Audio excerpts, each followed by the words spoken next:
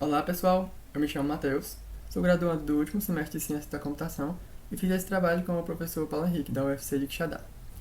Bom, o título do nosso trabalho é Uma heurística probabilística para o problema de classificação geodésica.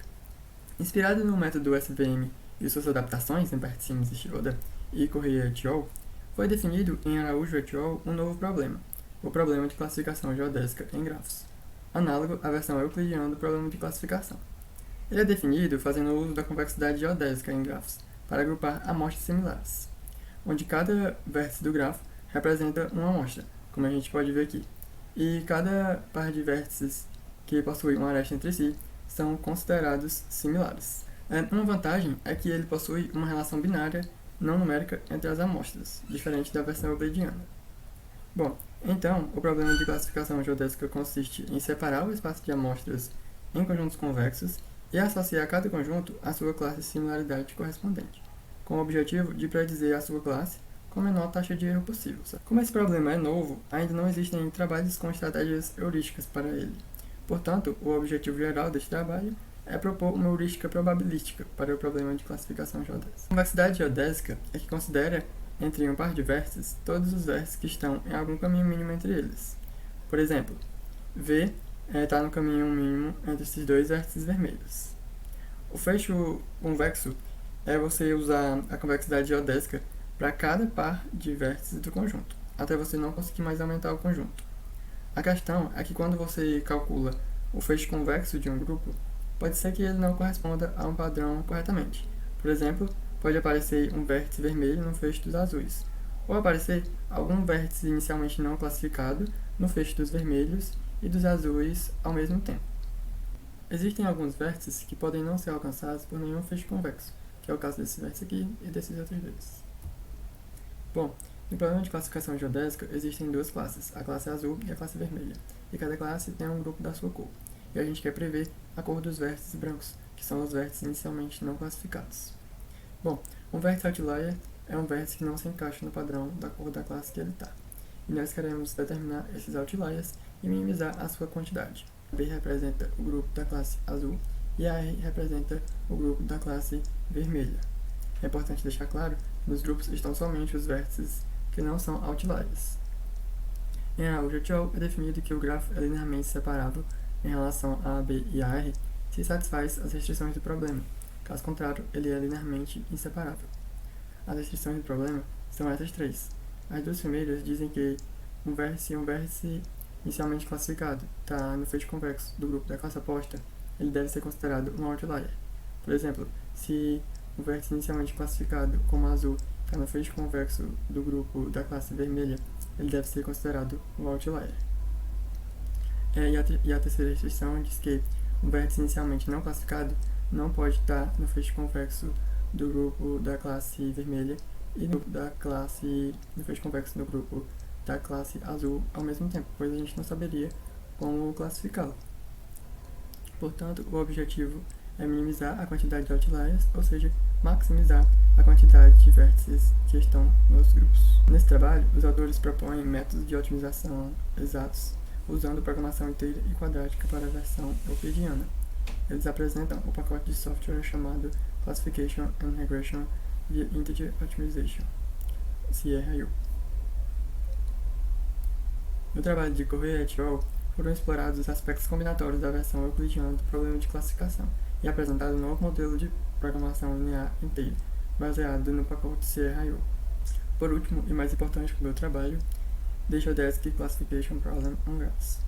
Em Araújo et al., os autores definem o problema de classificação geodésica em grafos e apresentam um modelo de programação linear inteira exato para o problema. A gente definiu a variável AI para representar uma solução do problema na implementação do nosso algoritmo. Essa variável indica quais vértices pertencem ao grupo da classe azul ou vermelha. Uma solução viável para o nosso problema pode ser encontrada trivialmente da seguinte forma. Se a cardinalidade de VB for menor que a cardinalidade de VR, então definimos todos os vértices em VB como outliers. Caso contrário, definimos todos os vértices em VR como outliers. Uma solução inicial para o nosso problema, mas não viável, pode ser obtida da seguinte forma. A gente define que cada vértice inicialmente classificado pertence ao grupo da sua classe, ou seja, não vai existir nenhum vértice outlier. Primeiramente, temos VHJ como sendo o conjunto de vértices I, tais que I pertence a algum caminho mínimo entre H e J. Usamos uma variável Z para armazenar informações do cálculo do feixe convexo de um grupo. A variável Z indica quais vértices pertencem ao feixe convexo do grupo da classe K, azul ou vermelha, de tal forma que o feixe convexo do grupo da classe K é representado por S ou H e I pertence a V, onde ZKI é igual a 1. Isso quer dizer que o vértice I pertence ao feixe convexo do grupo da classe K. O feixe convexo de cada grupo é calculado iterativamente, adicionando vértices que não estão no conjunto até não poder mais. A ideia do nosso algoritmo é começar com a solução parcial inicial e calcular o feixe convexo dos dois grupos. Nesse laço, a gente verifica se a restrição 1 ou 2 é violada. Se for, definimos o vértice que violou a restrição como outlier. Depois, verificamos se a restrição 3 é violada. Se for, a gente chama essa função probabilística setOutlier para escolher um vértice para se tornar outlier. E isso vai se repetir até que nenhuma restrição do problema seja violada. Depois, calculamos a quantidade de outliers para retornar a solução. Bom, a função setOutlier foi implementada de 6 formas diferentes, cada uma com um critério. Estou explicando aqui, esse C3 vem de critério 3, esse ME vem de grupo de menor cardinalidade, e esse MA vem de maior grau.